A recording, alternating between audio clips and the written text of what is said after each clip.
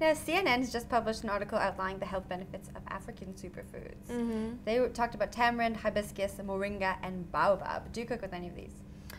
I do not. We went to Ethiopia on MasterChef, and I know that teff flour has become one of those superfoods. Really? Yes, because it's gluten-free. Yeah. But the problem is that now teff in Ethiopia is a food for the poor people, and now that's increased in price because the rest of the world wants it. And sadly, that's happening with a lot of the superfoods. We found that in Lima with, what is that stuff called? Quinoa. That's what I'm thinking about. So in Lima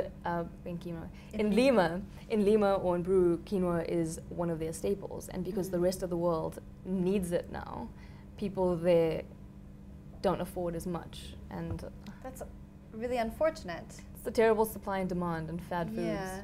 So, I mean, you were there. What do these people do now? Is there something else they can replace that quinoa with, or are they just going with less now?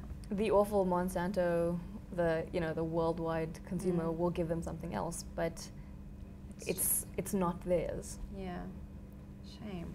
Did you come across a lot of stories like that in your travels? I mean, I know that you had a lot of fun and you had you ate a lot of food and had a great time, but did you see a lot of this?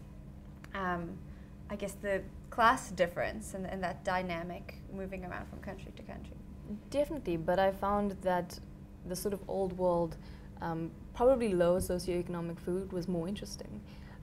In Lima, they've got something called anticuchos, which is it's actually, they had African slaves that would go to Peru, and they obviously couldn't afford the better cuts of meat, so they would use things like beef heart, and the Peruvians still eat beef heart. So they kind of skewer it and they chop into it, and you sort of brine it in a sense. Okay. And it's amazing. It's so tender and it's got so much flavor. I often feel like we overlook those secondary cuts because it's considered not. Yeah, and I think a lot of that stuff is coming back, and we can learn a lot of recipes from those sort of cultures.